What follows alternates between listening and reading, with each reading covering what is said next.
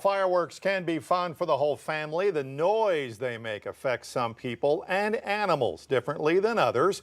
That anxiety can have detrimental effects. 5 News reporter Morgan Wrigley spoke with several people today about why it's important to be aware of how fireworks affect some of our neighbors. Morgan? As we celebrate our independence this week, it's important to remember those loud noises could trigger PTSD for our veterans and cause anxiety for our pets.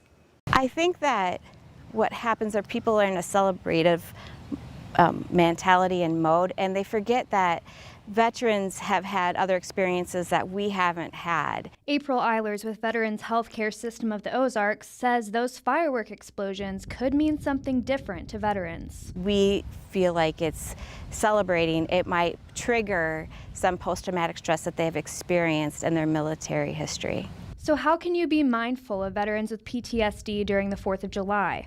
I think the best thing that people can do is just to let everyone know that there are going to be fireworks at their event. When veterans and people know what's going on in the event, they can work on preparing themselves to be ready and really handle the situation. Eilers says the VA also has tips they tell their veterans to help them prepare for events that may be triggering. You can either just avoid the event altogether or prepare for the event and just practice mindfulness.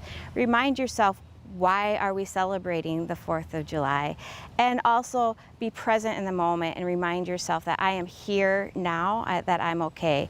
You can also bring a friend or talk to somebody ahead of time and really work together and have a buddy system to go to the event.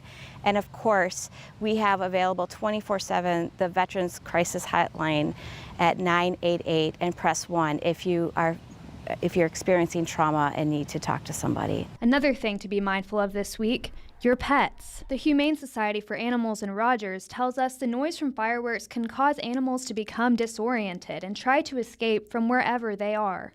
We'll get at least 25 to 30 animals brought in a week of the 4th of July, we call it the 4th of July season. And they say that's why the 4th of July brings a high number of pet runaways.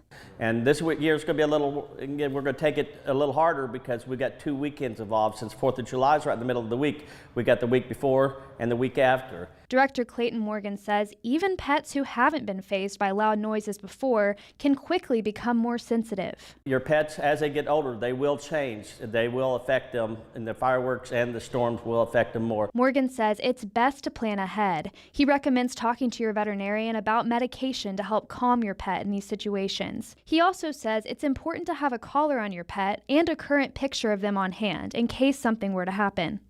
But I always tell people, when you change your batteries on your smoke detectors, take a new photo of your pet to file into your and file away for that year. If you do have a pet who goes missing, Morgan says the first step is to call your local animal shelter.